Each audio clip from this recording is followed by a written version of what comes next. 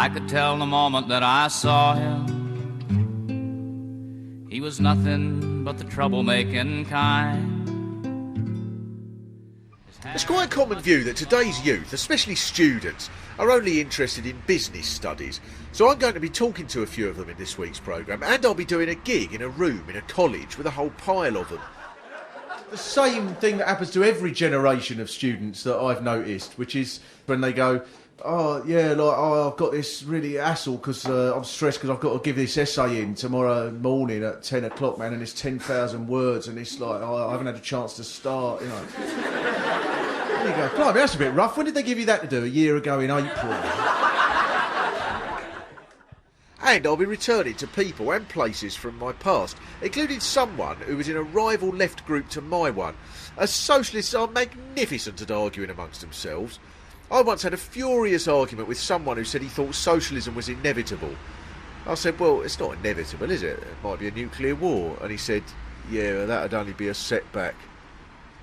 And at the start of this series, I mentioned how, in the 1960s, it was assumed that everything was going to get a little bit better every year, and that this situation would go on forever. But nobody can assume that now. The thing is, with this scheme of fees, it's to try and attract more working class people into the colleges and universities. How does that work? Are they thinking, well, see, the working class students, they'll feel more at home if they're in piles of debt? I wonder what they're going to do next, I reckon, this government. They'll introduce a pay-per-learn scheme. Maybe you get a lecturer comes on and he does the first 4 minutes free, but then you have to put £4 in a slot, otherwise he goes all fuzzy. I think there'll be sponsorship next. You'll get lecturers saying things like, then, if we inject a blue dye into this gaseous substance, we can see that it converts the substance into an entirely different matter altogether, especially if you're using lilt with the totally topical taste that puts the fizz into physics. It's tangy, it's cheery, it proves quantum theory.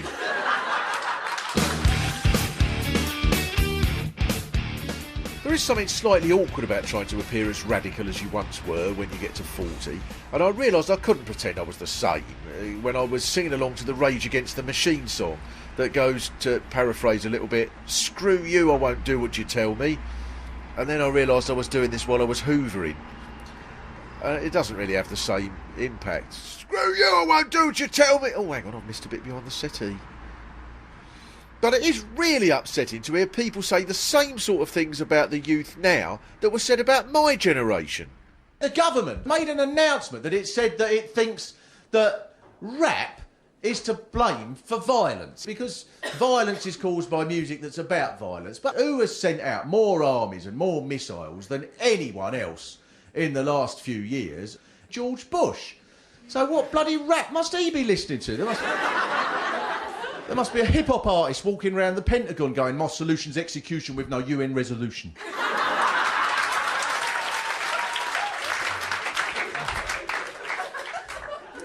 I went to see Public Enemy at the... I'm trying to sound young and it's hopeless. It's all about 3. I went to see Public Enemy, but this is what happens. It was on at the Royal Festival Hall. Honestly, I went to say, and it was the weirdest thing, because you're walking past all these big, thick, lush, great creamy white carpets, and there's all huge, ridiculous pastrami and bloody Venezuelan lettuce sandwiches on ciabatta for 25 quid and stuff like that. And they made an announcement. They actually made an announcement. Ding dong. The performance of The Public Enemy will begin in 5 minutes. Please take your seats for The Public Enemy. And then this little old dear, who's very nice, sort of shows you to your seat with a torch, and you expect her to say, there you are, dear, K32, I hope they do. Welcome to the Terror Dome. Have a lovely evening. When I was in my early 20s, it was just after Margaret Thatcher had been elected, and it felt that I was surrounded by people who were buying shares and cheering on task forces. But there were some people who were able to be socialists and to get other people to agree with them, and I found this astonishing. One that I do remember was Jimmy Fitzpatrick, who was a trade unionist in the Fire Brigade, who caused strikes and demonstrations and all sorts. And if there was a socialist version of Smash Hits magazine, they'd have probably had a full-colour pull-out poster of him. Now you are officially... Member of Parliament for Poplar and Canning Town and Vice Chamberlain of Her Majesty's household. Right, oh God, that's a lot of words. Very grand, isn't it? When the Queen comes to preside over the state opening of Parliament, since we executed Charles I in 1649, Parliament's always had to send a hostage to the royal household, or an MP to the royal household, to act as hostage to ensure the safe return of the monarch. Well, that's the job of the Vice Chamberlain of Her Majesty's household. So when the Queen comes to perform the state opening on November 23rd this year, I'll be sent to Buckingham Palace to be kept there until she gets back safely. Are they aware of your radical past? Are they aware that an ex-member of the Socialist Workers' Party is being entrusted with being the Queen's hostage? You're not casting aspersions on the security vetting at Buckingham Palace, eh? So when you see, because you've gone along with the government on the issue of the war in Iraq, so when you saw the demonstration last year, just prior to the war taking place, was there any bit of you that thought, oh, blimey, these are all people that I would have been with at a previous point in my life? Was there any qualms? Was there anything at all? Or did you just think, no, they're wrong? Oh, no, there were great pangs. There must be a little bit of you that sort of thinks, oh, what happened to that? Those hopes? No, I don't think the hopes have changed at all. I think my attitude has changed. When I was younger, it was very much a case of being the militant, and the time, that suited the times, and I think I'm much more pragmatic now than I was. So if it suited the times, it's possible they could come back then. It's possibly in a couple of years. You go, God, the times are back. I'll tell you what, I'm abandoning this. Tony, I'm off. You'll have to get another hostage for the Queen next year. Never say never. When I'd first become a young activist back in Swanley, I was still living at home, which never seemed right. You can't be a threat to the state and live with your mum and dad. Surely nobody ever answered a phone and said, "It's for you, dear. It's the chap from the Red Brigades." But after a while, my dad became ill and he had to go into an asylum. He was far from being completely crazy, but he couldn't really look after himself, though if that was the only criteria for putting people in asylums, almost every single bloke from that generation would have been put away.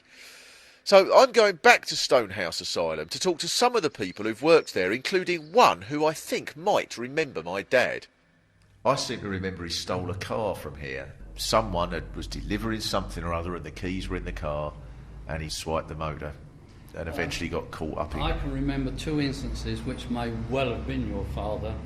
I can remember one where a lorry delivered cans of paint and this particular patient signed for it and then got a lift from the lorry driver out to Swanley. And wow. I can also remember my ex-boss, an engineer, having his car stolen from the car park here, and it was found, I believe, in Guildford in Surrey. So it might well have been your father, I don't know. I remember the car, no, it was an MG. And, he'd have enjoyed that. Yeah. My dad ended up in this home, like to go and visit him. His mind went a bit funny, and we went to, you go and sort of visit him in this place. And it was a very sad thing, because apart from anything, he wasn't really all that gone. But you go past and there'd be people, there'd be really, really crazy people there. There'd be these blokes who'd sit there all day long, no matter who came past. Anyone who'd come past, they'd just go, "Oi, got a bit of baccy, give us a bit of spare baccy, where you go? No, here, give it a couple, you must have some, go down left, come on, bit of baccy, all day long." Talk about institutionalised, that is, isn't it? Anyone at all, got a bit of baccy. The Queen could have come past. "Oi, Liz, got a bit of baccy there, you must have a bit of spare baccy." Anyone at all, Jesus could have come past. "Oh, you must have got a bit of baccy there, you got something there, got to turn some water into baccy, would have mattered."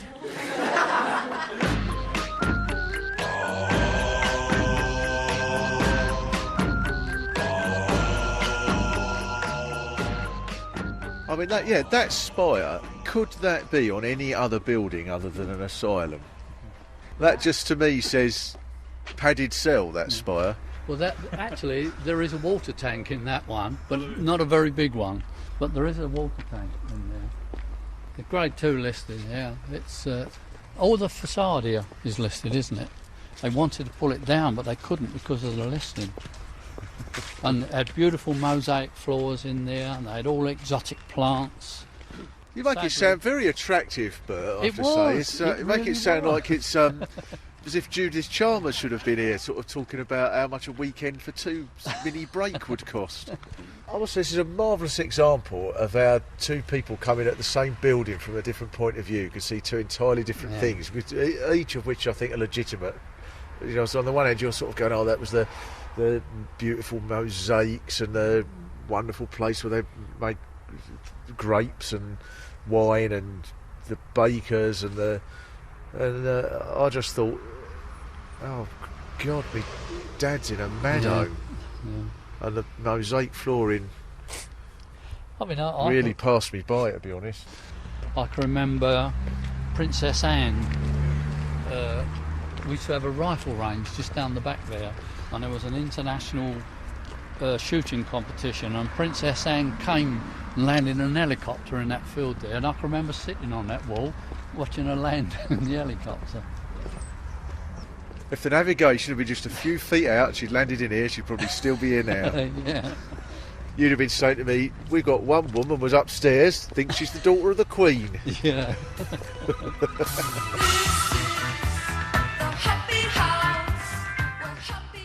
And then they'd have to go for this occupational therapy. Just like the stuff from the Cuckoo's Nest. They'd have to make little baskety things and stuff like that and put paper clips into a box. And when they got to 100, 98, 99, 100, there you go, there's your 100 paper clips. Let's get a new box. 1, 2, 3. And this apparently makes you better.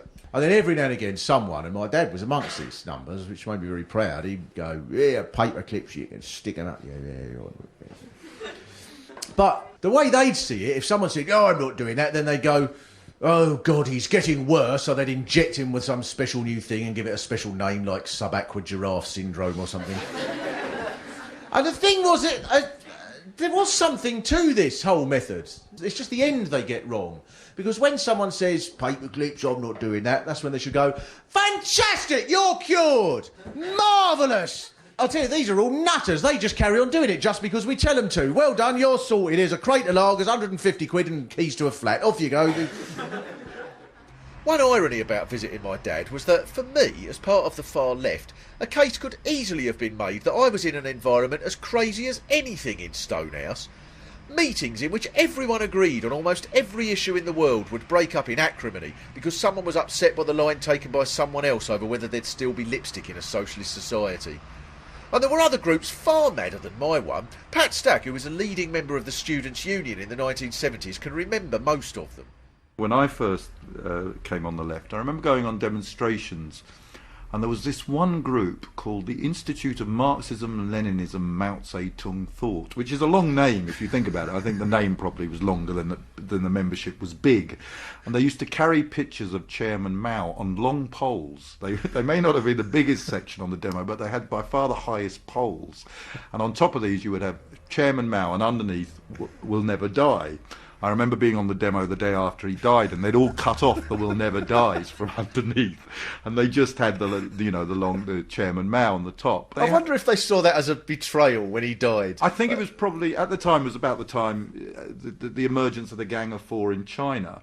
So that this group then discovered a Gang of Four in the imperialist heartlands, based in Brixton. And they had key slogans, and their key slogans were "dig tunnels deep," which, if you think about it, in Brixton would be something of a feat to achieve, really. "Store grain everywhere," which again was a bit strange demand for the people of Brixton to take on board, and "seek hegemony from no one," which I suspect confused the population of Brixton completely.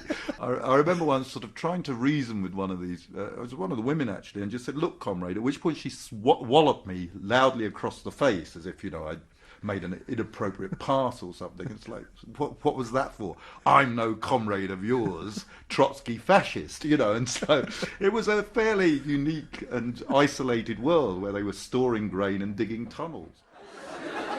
And we did, like, the mad things I was doing. I remember there was this round London jobs march that happened. So there was about 4 of us thought, well, we ought to go on that. And we waited and waited. It was like waiting for a bus. And then eventually this march arrived and there were 6 of them. And then as we went to join in, this bloke who was in their march said, "Oh, you can't come on here with that, not with that placard. That's not an official placard, mate. You can't come on here with that. This is an official march. We'll lose our widespread backing if you come on here with that." And I said, I I can't help noticing you, mate. I don't mean to be rude, but there's 6 of you. And then I gave him a little leaflet. We had a little leaflet, and he just screwed it up and threw it back in my face. And I wish that I'd done what I should have done, which was to say, no wonder you haven't got a job, you ignorant tosser. So then we put our little placard away, and we all marched round the corner like this. And it was the most embarrassing half an hour ever. And you could feel all these drivers in their cars all looking at you, and you could feel they're all going, "Is that a march? Or is it just some blokes on the way home from a pub and they found a banner in a skip?" So I've been to speak to John Belitis, who helped organise that march and other militant activities, including their annual summer camp. Well, they were great events. We used to go for a week in the Forest of Dean. Militant were running this, of course. Militant were paying for it. Militant were putting it on. But sometimes you would have small groups of SWP members who would turn up and try and infiltrate what Militant were putting on. And of course, we try to encourage a friendly, fraternal atmosphere at these camps, but for some of the younger members, things sometimes got a little bit fractious, you know. So did it ever break out into any sort of hostilities? I don't remember going to those camps. We had tent pegs being pulled out and things like that quite regularly at night between the different political groups. You know, if one side lost a debate in the forum during the day, perhaps their tent might lose a guide rope during the night. Who knows? This sort of thing was happening. But within the meetings themselves, I remember there was a sort of style that was. I mean, it was incredibly impressive for raising money. That's right. We recruited one young lad, about 18, 19, and he was unemployed, and he got up at one national conference it was, during the debate about fundraising, and he said, you know, I can't donate a lot of money myself, I don't have a lot of money, but I've got this suggestion which perhaps might help the organisation's finances. And he appealed to everybody in the audience to participate in the setting up of a sperm bank, and everyone would donate. And in that way, Militant could raise a lot of money. And that's a true story.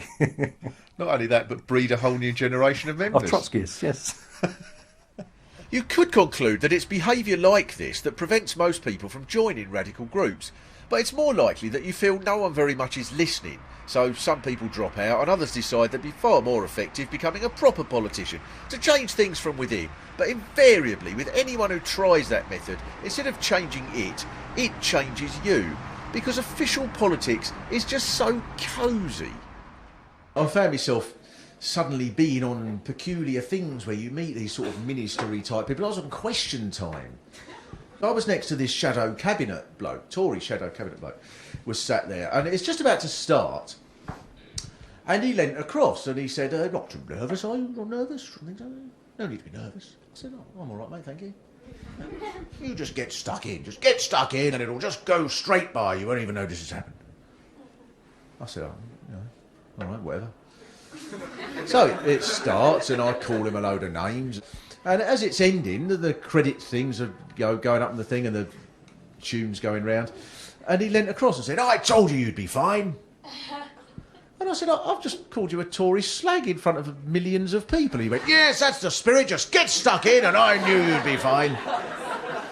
And then as we were walking away, he said, "I think we jolly well deserve a drink after all that hard work, don't you?"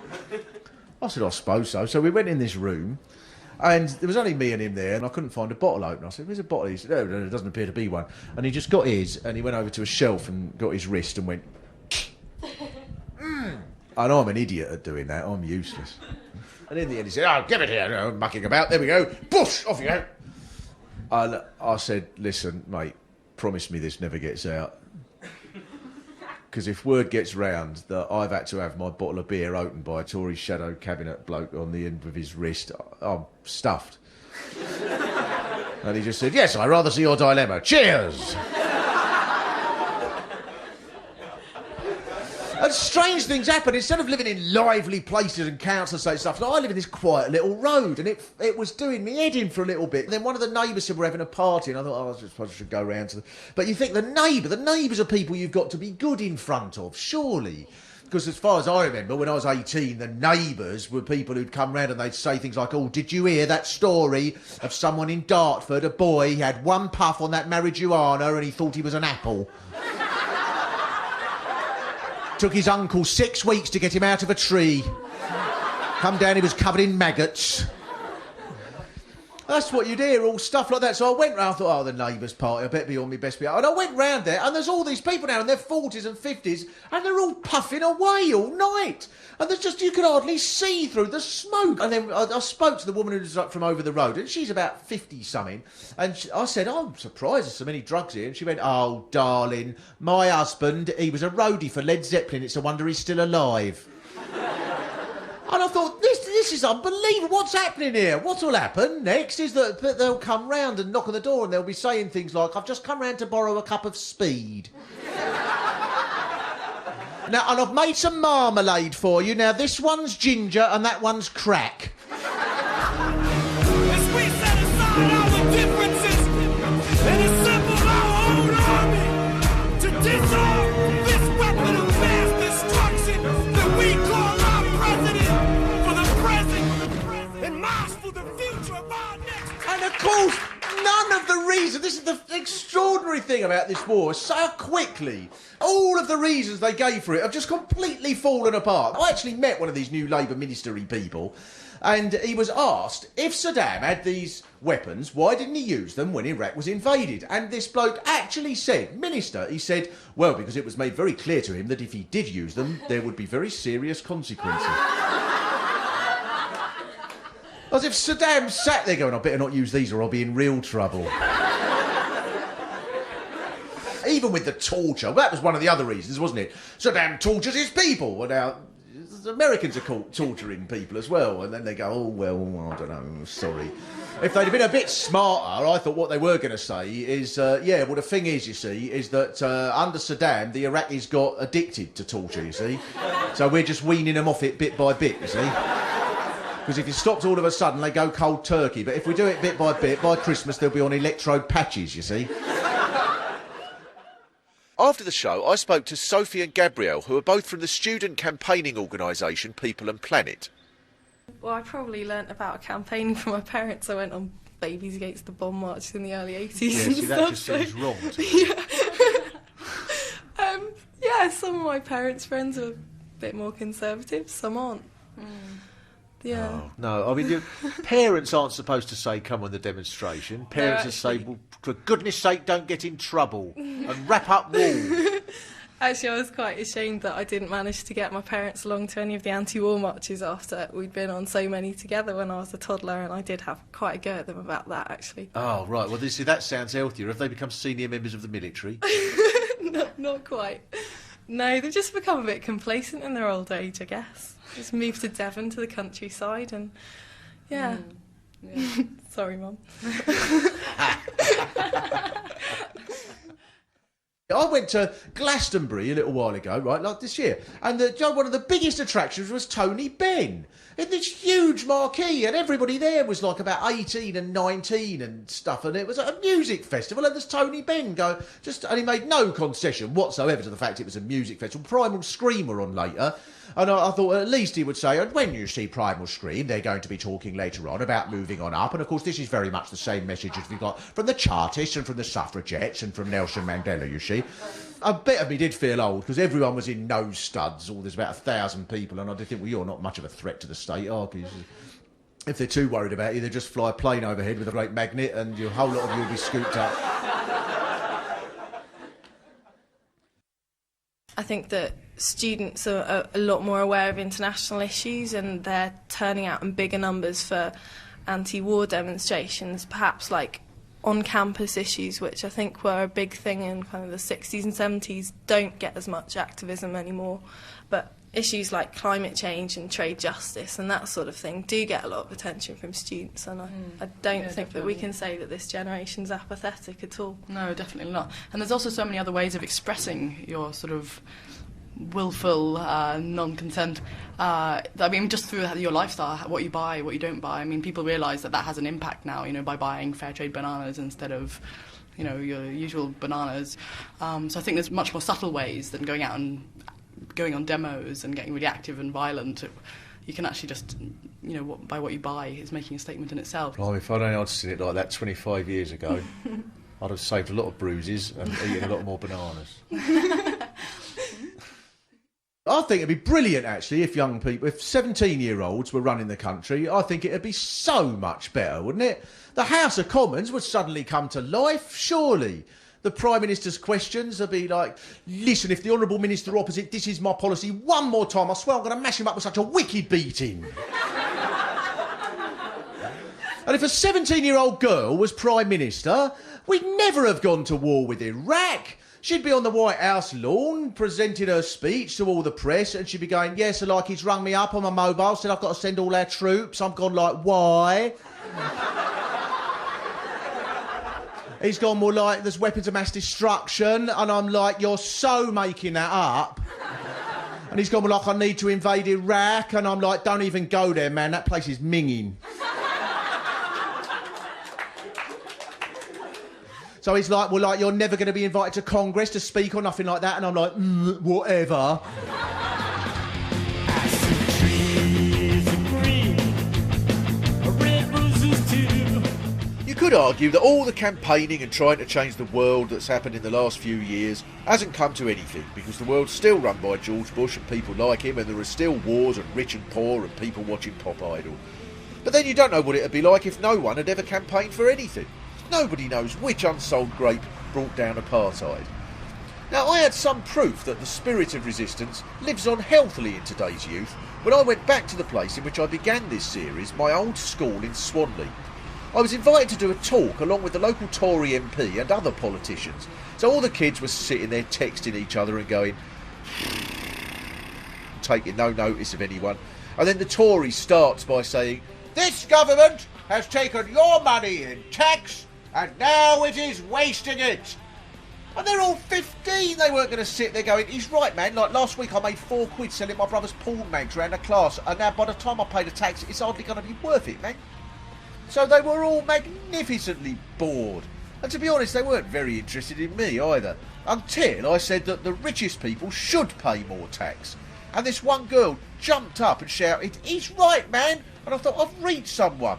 And then she said, like, why should that Jennifer Lopez get £1 million an hour just for wiggling her arse?